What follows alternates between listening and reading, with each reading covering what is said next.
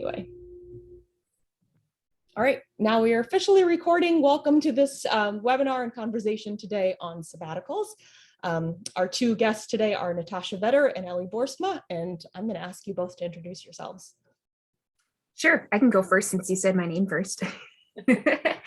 I am a commissioned pastor of youth ministry and worship ministry at Fleetwood CRC in beautiful British Columbia, Surrey specifically, in Metro Vancouver, for those of you who don't know where Surrey is. And I have been at Fleetwood for 8.5 years. I started out full-time youth ministry. They hired me as a full-time youth pastor. And then after a couple of years, they were hiring a worship director, and we did some creative moving around of people. And I took on the worship role as well with another colleague, did that for a few years with her.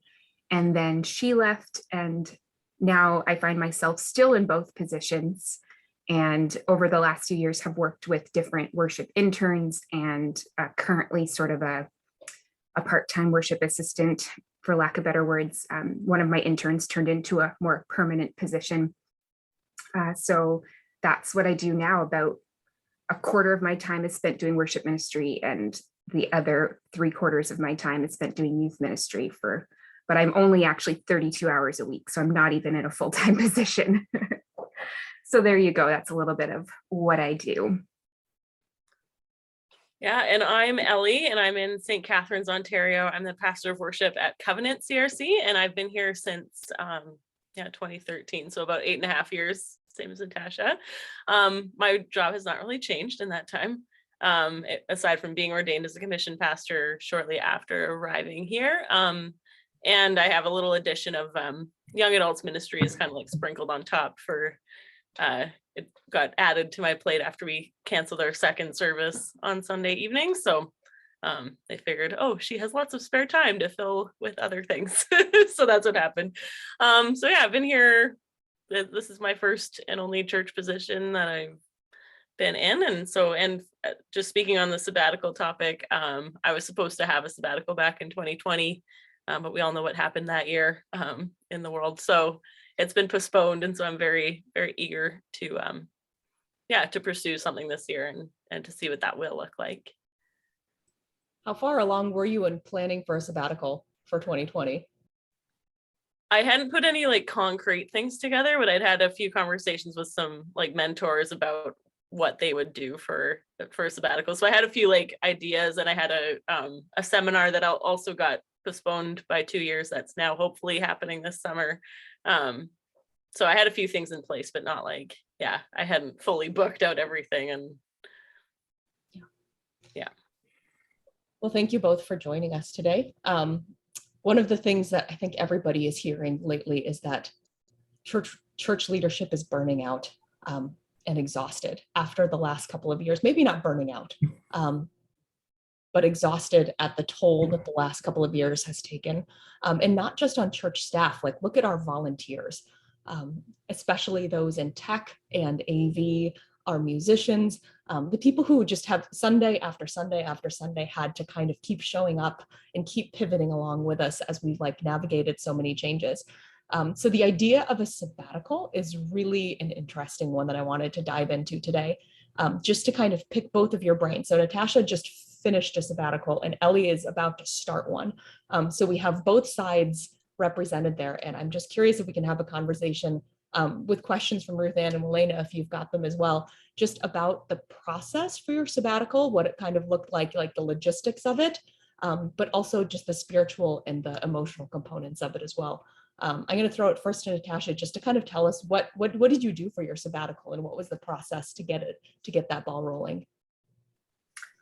Yeah, so mine maybe looked a little different because I'm in seminary right now, and had been thinking it would be really nice to do 1 semester full time of studying instead of part-time squeezed into my everyday work. And so that it had kind of been on my radar already in 2020 to think about taking a semester off to do full-time studying, but also just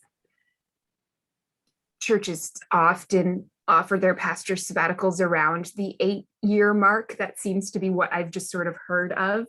And one of my colleagues was getting ready for a sabbatical also in 2020, like Elly he was preparing for that, and that got delayed a whole year. He took his in the beginning of 2021 instead of the beginning of 2020. And so then when that wrapped up, we also, pandemic and some major leadership transition happening at our church made the end of 2020 and the beginning of 2021 a really difficult year for those of us on staff at the church and in council and everything. So I was tired. I was very, very tired, and just feeling like I needed to step away from the community for a while. And I knew that doing a seminary semester full time was not going to necessarily be restful, but I mostly wanted the break from sort of church life and Sunday after Sunday after Sunday. I think the move to like fully online worship, which for us was not a huge transition. We already had live streaming in place and all of that, but we still had some things to work out. And then just moving to it being fully online, there was just this added pressure on worship staff, as I'm sure you all felt that, for putting Sunday mornings together. And I was just, Saturday nights were just becoming such a time of anxiety for me, and so much I was just like this ball of nerves and stuff, and I don't know why, but I almost needed a break more. I was like, I just want some Saturday nights back, like some time to have a normal Saturday night and be able to just show up at church on Sunday, and preferably a different church for a while. So probably in like June, I asked my council for a sabbatical for the fall from September to December, and they said yes. They said it's the worst time for me to take a sabbatical and also the best time. They knew the kind of year we had all had, but we were also short-staffed. Our lead pastor had left. So that was why it was not a great time, but I couldn't wait any longer. I was like, I need this now. So they understood that. And so I spent the summer preparing, because as you know, if in this kind of setting, in a church setting, you have to figure out how your job is going to be covered. They weren't going to hire somebody necessarily to come in and replace me. That was just didn't make sense for only 4 months. So I spent the summer figuring out who was going to, put make youth group happen while I was away, and then what worship directing would look like as well. So as I mentioned, I have a colleague in worship ministry already who was like 10 hours a week. And so we basically just increased her to like 20 hours a week for the fall. And over the couple of months, I just got her up to speed on a lot of the things that I did and trained her on a few more things and found a support team for her. And then she took over for me fully. And so then September 1st, I stepped away and I started full-time seminary studies. And then, I didn't even worship at Fleetwood. I truly took the time off to focus on my seminary studies. And my plan was to just visit other churches. And I was really excited about that. The first couple of weeks, I had other things going on. And then unfortunately, in early October, some health issues came up that meant that I was dealing with really severe fatigue. So I no longer could really go anywhere. I did all my seminary courses online. And unfortunately, I rarely got to go to church even, because it just was too much energy for me. So I had a very weird experience of a sabbatical, but I did get to church a few times, probably 4 different churches that I visited over the 4 months. And that was a wonderful experience to not know what was going on in the church service when I got there. B, to show up late a couple of times, walking in at 5 after 10, what? Even that's like, oh, this is what it feels like to have missed the welcome, like that, even just knowing what that experience is like for, the quarter of your congregation that walks in at 5 after 10. It's like, oh yeah, this is how it feels, because I had no idea what I had just missed. I guest preached at a church one of the Sundays, and that was kind of cool too. It was a Presbyterian church, so quite different from us. But I visited a United Church and our local Presbyterian church. and a Catholic church as well. One of my friends goes to a Catholic church nearby, so that was an amazing experience to go there. And I did my seminary studies, and I had my first Christmas off in 8 years. I went home to my family in Ottawa and spent Christmas with them. And then I was back into things the first week of January.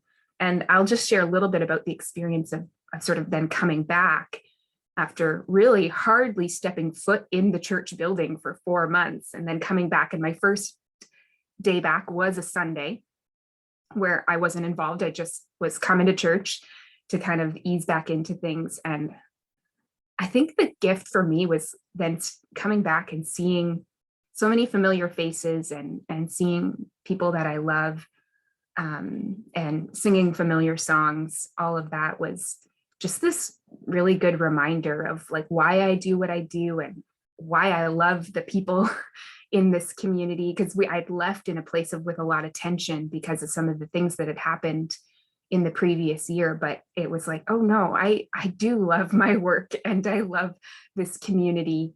And I needed that time away to realize that. And I needed to actually come back. While I was away, it was like, this is great. Do I really want to go back? I love, not having all this pressure on me. But then you come back and you're like, no, this is good. And so now it's been a couple of months of being back. And some of the pressure, attention has come back as you just naturally, the role comes with those challenges.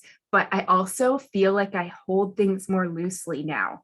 I'm not quite so overly concerned with like perfection on Sunday mornings. And because they did it without me for 4 months, I'm like, you figure it out. Like, you don't need me to hold your hand in all these things and to solve every little problem, because you did it without me for 4 months. So now, I can I'm a little bit more relaxed in my approach to Sunday mornings now. And so that also has been, I think, a really good thing.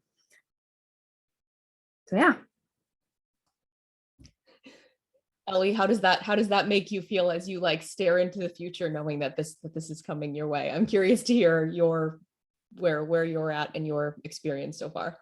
Yeah, I was just thinking, I'm getting more and more excited for the summer. I'm like, oh, this is gonna be great. Yeah. Do you want me to share a bit about my? Yeah, I'm curious where you are in your process. Yeah, so I'm in a fortunate position actually that I didn't even have to request the sabbatical. My church has it built into our contracts for ordained pastors. So for both the minister of the word, but also for commissioned pastors. So in a sense, I was almost forced into it, because I'm also I'm terrible at resting. That's really, when I looked ahead and thought, oh, I have to take 13 weeks of sabbatical, like I don't even know what I'm going to do with myself. I'm going to go crazy. And so when I think about like the pre-planning for 2020, it was a lot of unsurety of what could this even look like, and especially not having a lot of, like, we're talking about this as sort of a newer concept, right? There's not really a framework for what that looks like for ministry staff.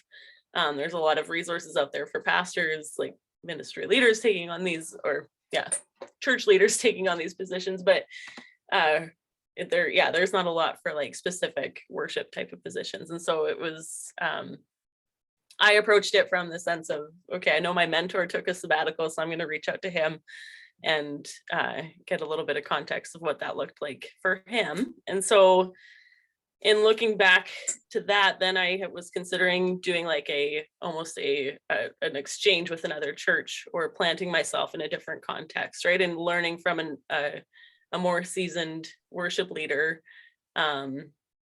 of what they do, or swapping places and having them come to my church and me going there. And so then our churches also benefit from somebody from outside and who's learning. And so that was one thing I was exploring at the time. And this was, late 2019, early 2020. And then, as the pandemic drew in, it became more and more clear that this is not a good time to go away. And I felt okay with that at the time as well, because I thought, okay, I don't feel like I really need this break. I could put it off for another year or so. And but 2020 hit, and it was a rough year for a lot of personal reasons as well.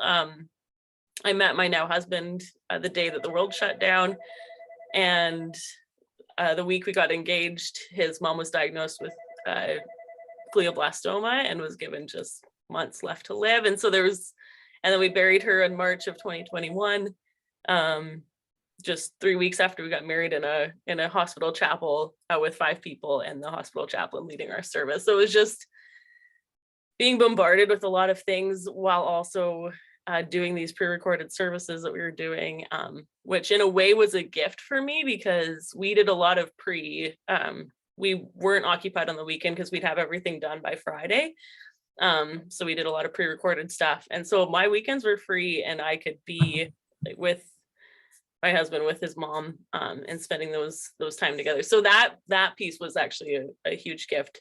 But as the time is dragging on, I've been feeling more and more just exhausted with life, and then also with work, and just everything was piling on. And so then it became much more clear to me that, like, yes, I need this. And so for mine, I'm given 13 weeks after 6 years of ministry work. So that's how they framed it up. And I ended up taking 3 of those weeks in the fall of 2021 as strict rest. Like, I just took 3 weeks that I'm not planning anything and I'm out. Like, I needed something to take a step back.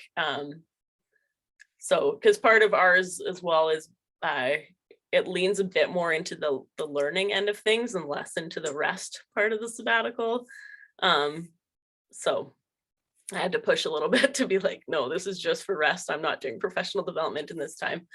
So I felt like that was a good moment to step back. The issue with only 3 weeks is that it's only 3 weeks, right? So you get a bit of a pause, but the moment I step back into it, it's like, okay, well, the same problems are here, the same world circumstance, the same life circumstance, like I'm right back into it. So while it was a good pause and gave me I think that little boost of energy I needed for Advent and Christmas, it still wasn't enough. So I think, having that extended time is important. So looking to this year, I have 10 weeks this summer that I'm looking at filling a few of those weeks with different seminars and learning opportunities, but also just grabbing a stack of books and working through a few, like picking a certain focus, which I'm thinking more along like leadership development kind of angle, and how to really encourage that leadership growth within a church, because I feel like sometimes that's something that's lacking within my own community, is this they're allowing the paid person to do the work and not actually taking ownership themselves. And so how do I encourage that leadership development within my own congregation here? So that's sort of picking a focus and leaning into that, but also taking a bit of time for myself as well, and just to take more rest and to step back that way. And then as far as the other question was, okay, how do you feel that space, especially through the summertime? Because I have a lot of my musicians, people in Ontario have cottages, which was a new concept to me. So a lot of people are just gone on weekends all the time. Which, I mean, there's some moments in the summer it's like just me leading worship because no one is around. And so to think about, okay, well, if I'm not there and if some of my key people are off camping or in cottages, then what do I do? So we're actually put out a position for a summer intern. So we've applied for the Canada Summer Jobs Grant, which we're waiting to hear back. But that encourages you to hire somebody who's under 30. And the government pays the minimum wage salary that you would be paying. And then we just top that off. So we're not going to pay minimum wage, we'll pay above minimum wage. And so, but the expense to the church ends up being, I think, just a couple thousand for the whole summer to be able to have an intern. So we're planning to have someone for the entirety of the summer, and then for 10 of the weeks. So then they would work with me for a few weeks.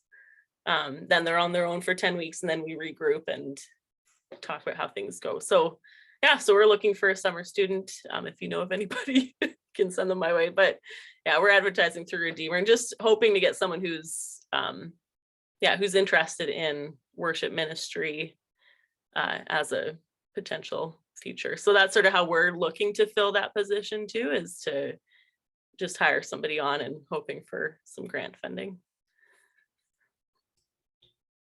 So something interesting that you both were hinting at, or not even hinting at, is just saying that sabbatical kind of came at a time where you felt like you absolutely needed it, right?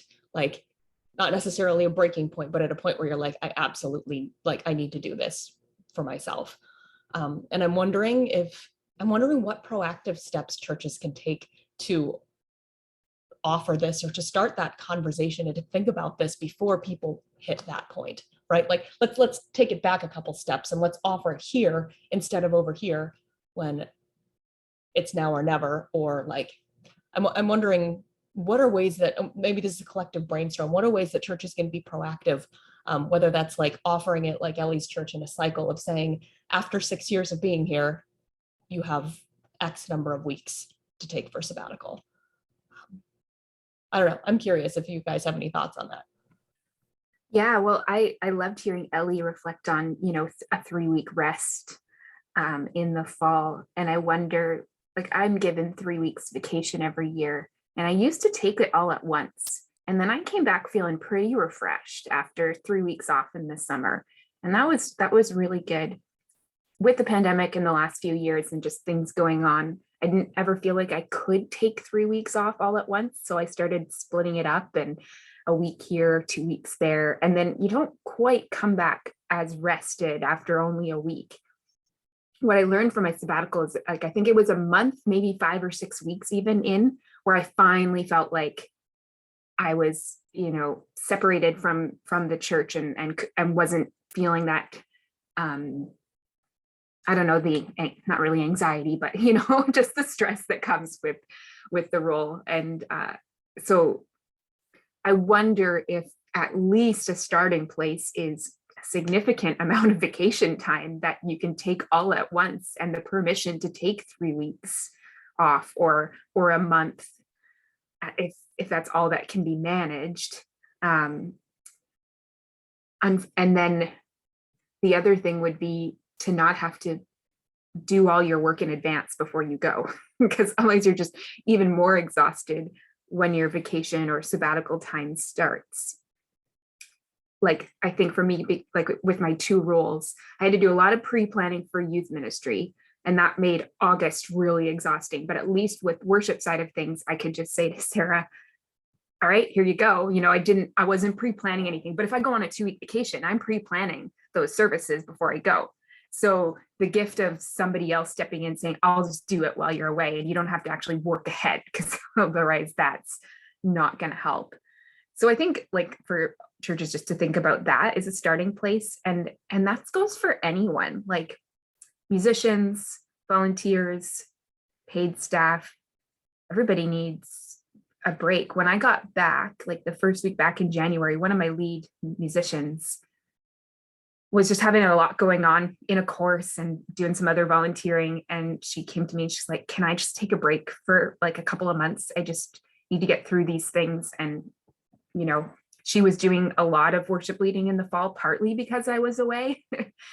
So I said, yes, like, please do. Like, I just had so much more appreciation for the need for it, and totally understood where she was coming from. And I want her to come back feeling refreshed. And I thought it was going to be like 3 months, but she said to me on Sunday, like, yep, like, I'm ready. You can start scheduling me again. And it only been 2 months, but she kind of got through a busy season of her life. And I encouraged her. I don't know if she did, but I said, if you can go to some other churches at the very least on Sundays and just get some ideas and be refreshed in that way, like, don't come to Fleetwood services for a little while.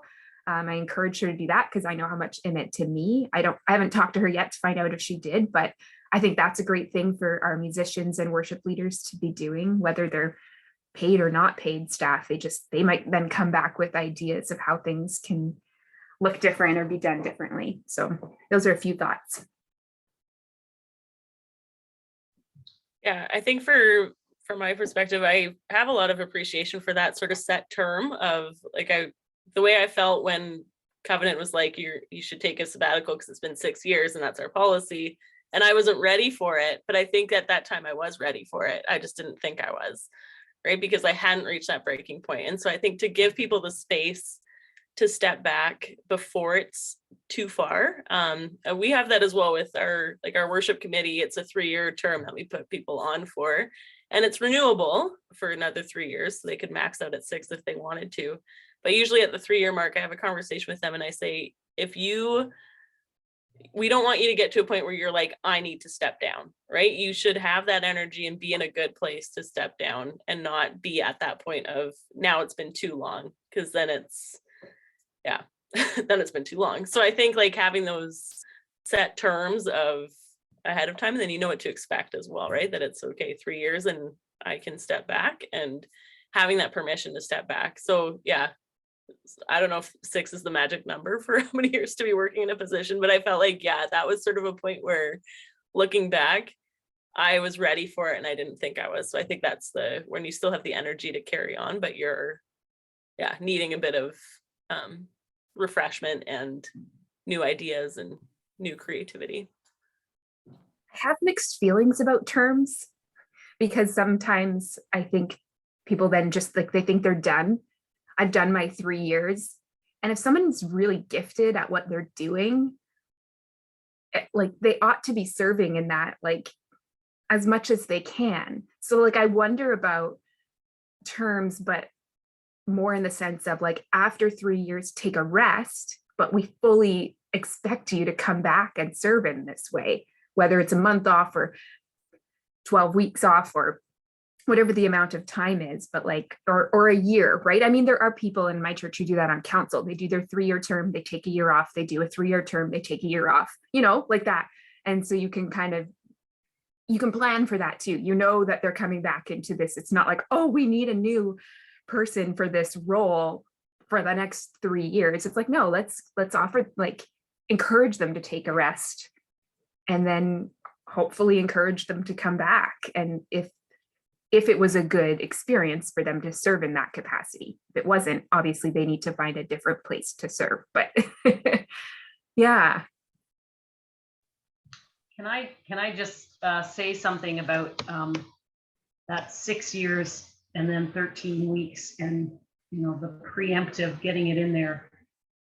Because as I'm listening to you and knowing my own work and how many years I've been in this job, and I'm thinking, why are we not all doing this? And then I get a little resentful, because I know that pastors and so many ordained people have these things built in. And I'm like, why don't we have this built in? Not that honestly, most churches, if you asked for a break, would give it to you. If you're in a good working relationship, they would. But what if after 5 years, you get 4 weeks instead of just your 3 weeks of vacation? What if you could build into that a little bit more? I know when Eric was reaching, 15 or 20 years as a pastor, he just simply said, I need the summer off. I want to have 8 weeks of writing time, or it's like a short sabbatical, because in the summer, generally, you just need to find a pastor to fill your preaching role, right? And some of the other stuff isn't happening as much. So I'm just thinking about building that in along the way, so you don't get to a point where I was after 7 years at Emmanuel. I'm like, I have been on this stage every single Sunday for 7 years. And I love it. I love what I do. But all of a sudden you're like, boy, do I ever need a break? And you don't even realize that you need a break and that you haven't actually worshiped or seen any other church, for that whole time.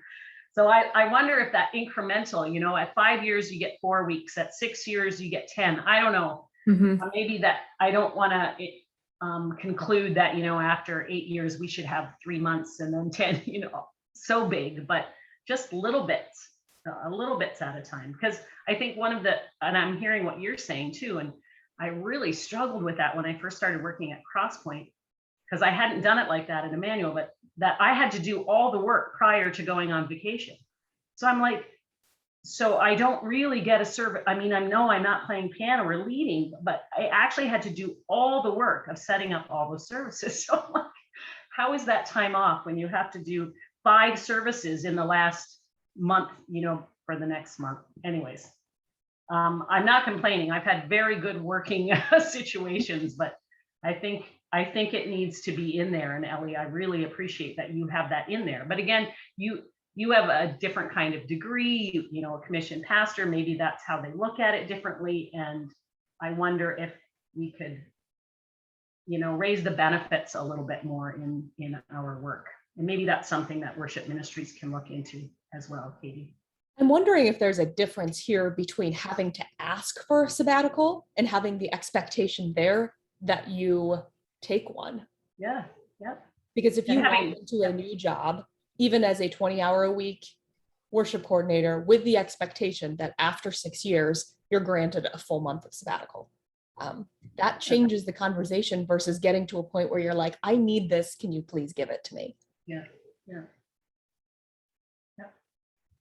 I just wonder the reality is, for me, I think we had a sabbatical policy. I didn't really know what it was, and nobody was offering it to me. So I had to ask, and usually it's like more of a reminder of like, hey, remember, like, this is something that we agreed on a few years ago as a council. And again, I'm a commissioned pastor, so I fit their sabbatical policy, but they were happy to give it to me. And I just think our leaders, our councils are busy people. They've got a lot of things on their mind. They're not necessarily going to remember to offer sabbaticals. And so if there are ways that we can encourage church leaders and councils to think about this, or encourage our worship staff people to just ask for it, because you'll probably get it if you ask for it.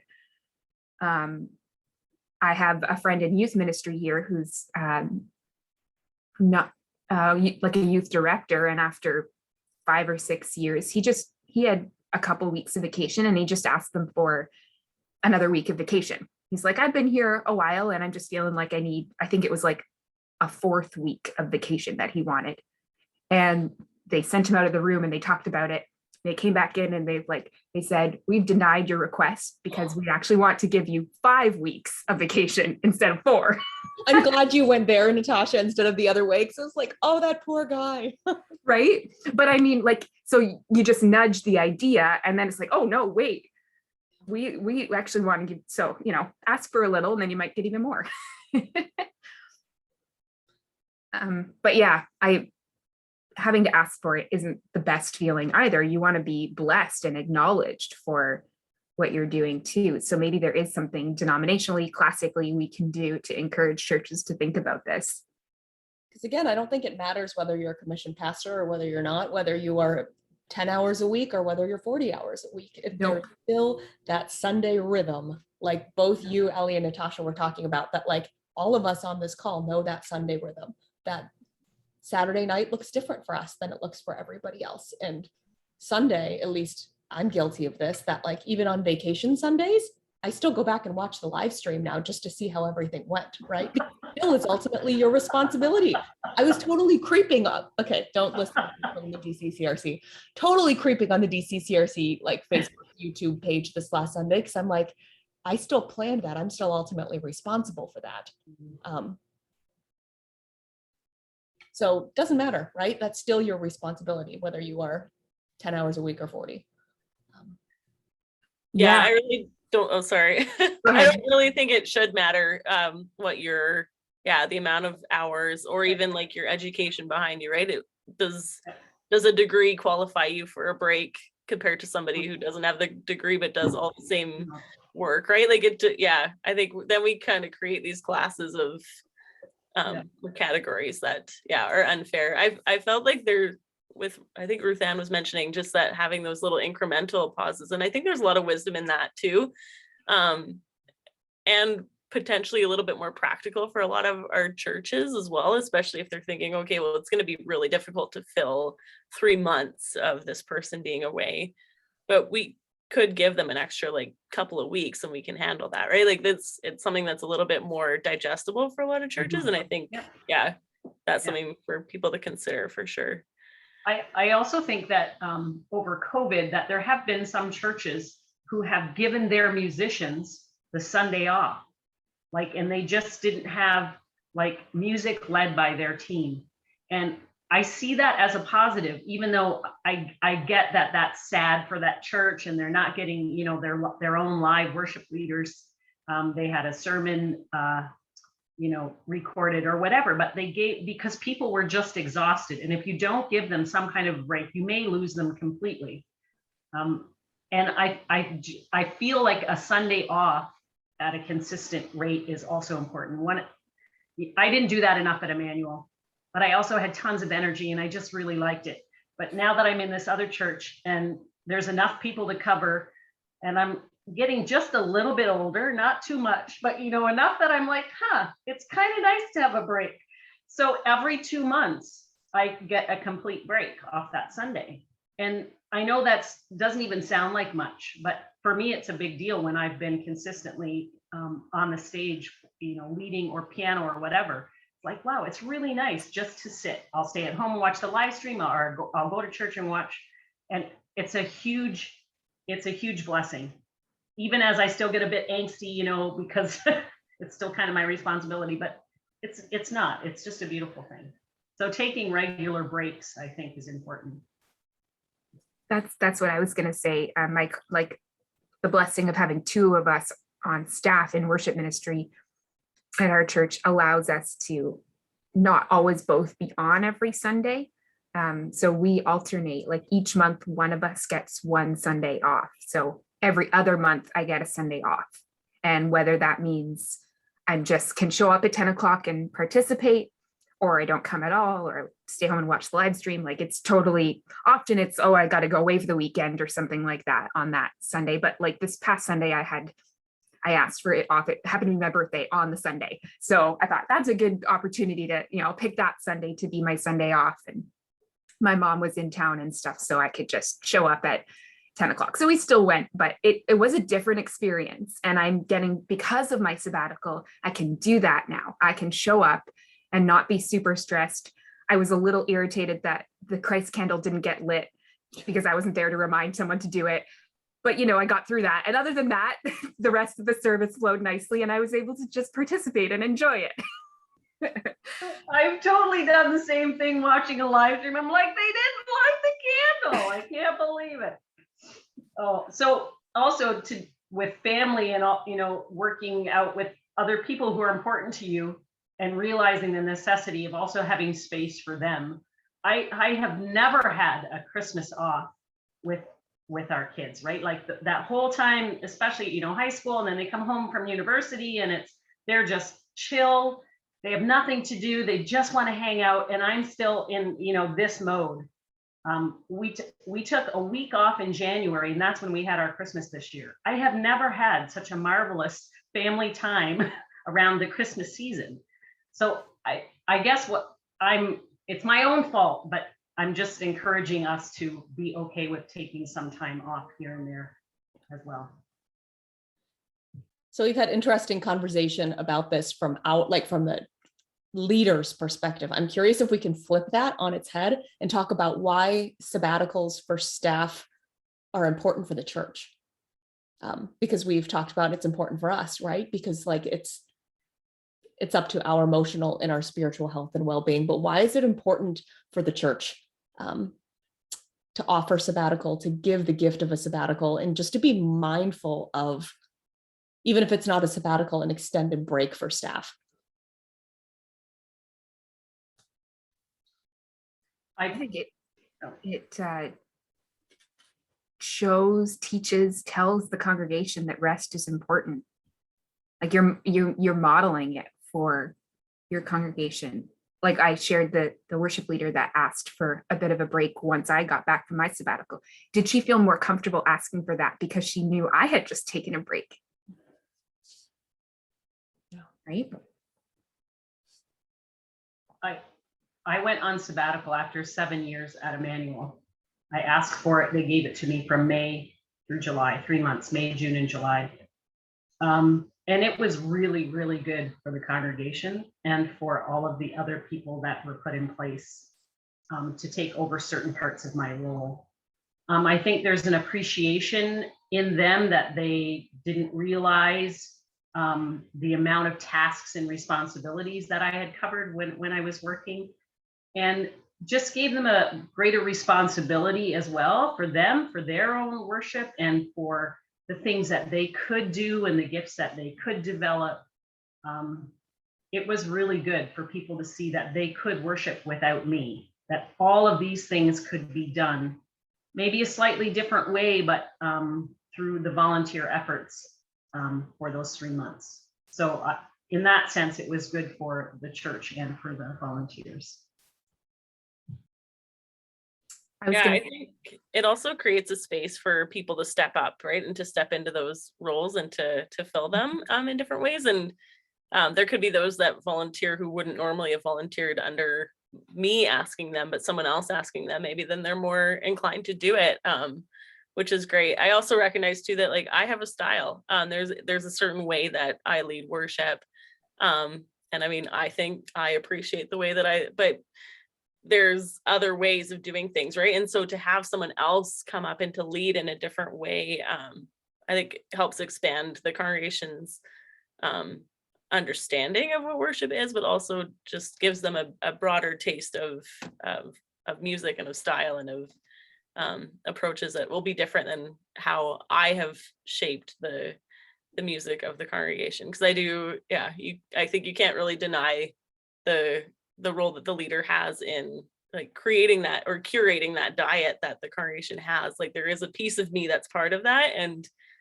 that is partly a beautiful thing, but it's also not necessarily the perfect thing, right? So there's other pieces that I think can influence and shape and allow for the congregation's voice to be expressed in a different way.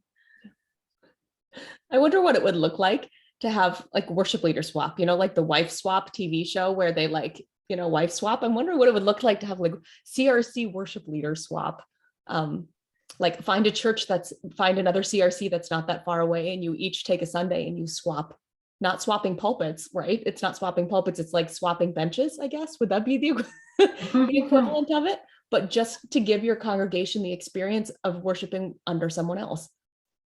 Yeah, it was actually, so we did worship outside this past summer, and there was a Sunday, I have neighbors across the street that are Christian musicians, and they usually are traveling throughout the year, but with COVID, they've been stuck at home. And so I was like, oh, here's a great opportunity. If you guys want to do worship leading, like, come to my church, we'll have you for a Sunday. And so I got to take the part of just being in the congregation and participating in it. And it was interesting to see how the congregation responded to someone else's leadership, that they didn't necessarily they weren't comfortable coming in because they didn't have like the big head nod of now is your time to come in, right? There were certain cues that I naturally do that they get so adapted to that if someone else isn't doing them, they're a little bit more hesitant because they don't know what's this person's cue. So it was just like an interesting experience to be like, oh, these are my tendencies that I do that now the congregation is like stuck on them, and that's not a good thing either. So yeah. Like when nobody can sing along to How Great Thou Art under another accompanist because they're so used to your length of pause at the end of the refrain that it's exactly thing. Yeah. And now you're all singing it in your head and you're like, how long do I pause on that last How Great? Ellie, were you saying earlier about switching jobs, or was that Natasha that one of you, I thought I heard that earlier in this conversation, but maybe not, that you would go to another church and then someone else would come to you? Yeah, that was an idea that had I was chatting with Greg Shear about his sabbatical, and that was one thought that he'd had, was to like do an exchange with another worship director from somewhere, and to just have that experience in a different context, and for them to be in a different context. Yeah. It's not really time off then. It's more like a change is as good as a rest sort of philosophy. Yeah. Okay. Yeah.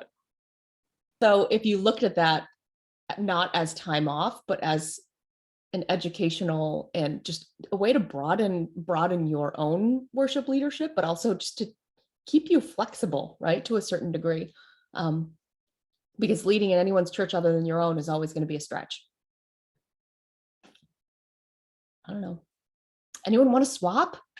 Anyone want to come to Washington, D.C.? It's a fascinating place to be. Nope, no takers. Okay. Couple minutes left. A couple other points I wrote down that I'm super curious about. What are your book lists, or what were your book lists and your reads during sabbatical for all of the people that are readers? My book list was given to me by Regent College. So I did do a little extra reading, and I'm trying to remember, I don't know that I did any worship related reading, unfortunately. It was all required seminary things. So like some good stuff and church related things, but nothing specifically worship, unfortunately. Elena and Ruth Ann jump in too if we've got good book recommendations for people. It was a long time ago that I was on my sabbatical. That was 7 years into a manual. And then, there was another 16 after that before I moved here. But I only know one book that I read, and I don't know if this book works for everyone, but it was 1,000 Gifts by Ann Voskamp. And it's not for everybody. Her writing is not for everybody, but it was exactly the right thing that I needed. I needed to focus on gratitude, and in that way focused on rest and God's goodness in my own life. So I didn't make a whole lot of big lists, and the church let me not feel like I had to do a ton of learning. I was still doing my other part-time job, which was teaching 30 piano students a week. And I was also volunteering at two schools yet. So it's not like I wasn't doing anything else. So I wasn't trying to fill my time with a lot of reading and learning, but I remember reading that and really focusing on gratitude and thereby rest and trust. It's the only book I can remember. I could probably look at a list, but that's it. 1,000 Gifts. Yeah, for my 3 weeks, I read, oh shoot, I'm losing the title, The Gifts of Imperfection by Brene Brown, as well as No Cure for Being Human by Kate Bowler. So it was just a lot of not taking myself so seriously all the time. It was really what I needed to read in those weeks. For the summertime, I'm looking at, I've got a stack that I really need to narrow down, but one that I have is Understanding Media, which was actually written, I think, back in the 60s, but it's sort of, a friend of mine recommended it, and it just speaks about how applicable it is today of the different media that we use that are really just the extension of your body, right? So whatever form that takes, because I feel like that's kind of an important piece to recognize and to dig into, I think, with the current cultural context of the church. And then just a bunch of little different leadership books like Simon Sinek, I think Leaders Eat Last and Start With Why.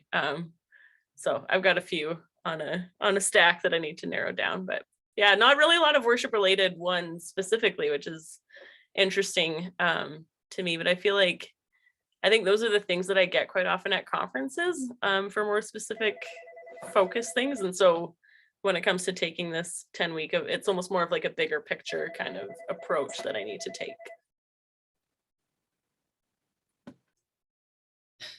Any last comments you guys want to share? This has been a really good time of learning and just thinking and being intentional about not just the process of a sabbatical, but just vacations and rest. And I hope that this is the start of a larger conversation in the denomination, in churches, within our homes and within ourselves too. That I hope this is the start of something. You unmuted, Natasha. Did you want to say something? Yeah, I was thinking about how to make the transition into sabbaticals and time off easier on the person who's leaving, that thinking longer term and bigger picture of who else in the congregation can fill in for me or for this person while they're away, preparing for it. So I mentioned we've had worship interns for the last few years, right? Thinking about internships that are kind of just ongoing so that there are people in your congregation who are ready and prepared to take on some extra responsibility for certain periods of time, or even just, training.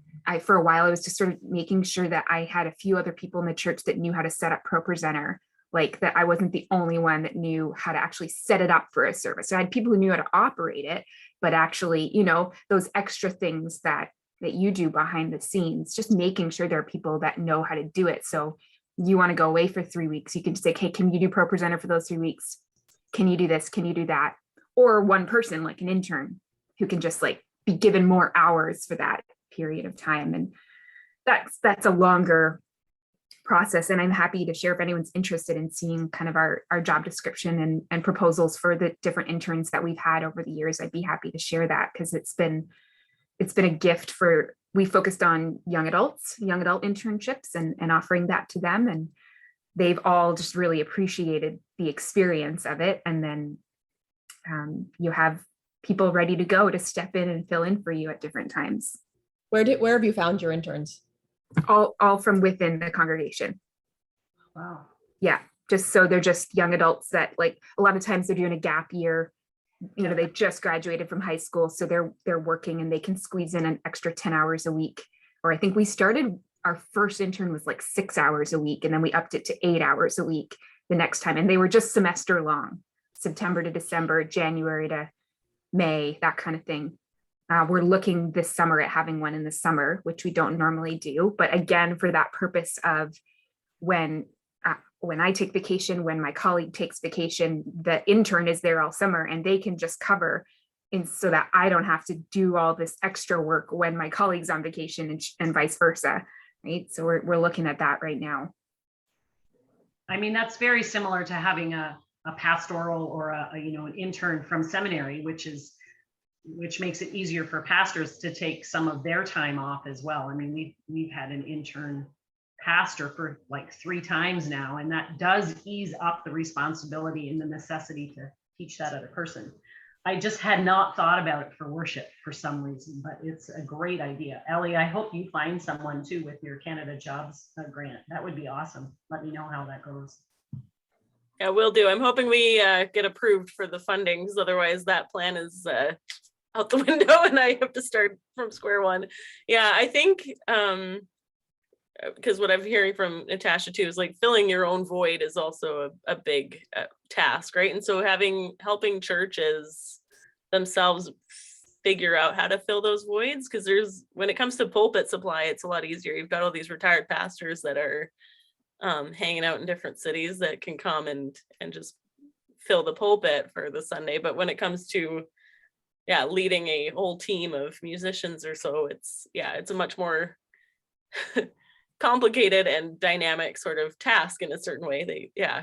So it's a trickier spot to fill, I think. And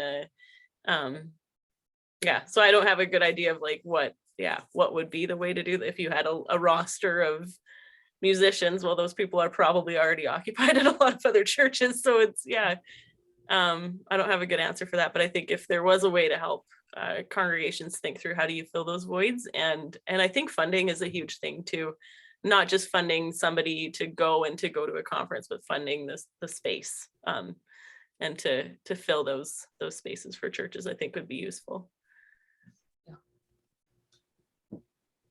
Like I said, I hope this is the start of a larger conversation, and one that just continues and grows a little bit, so that there is more awareness, again, within ourselves and within our churches and within our denomination, for ways that we can sustain healthy leadership moving forward, not just over the next 6 months, but over the next 6 years, 60 years, and moving forward.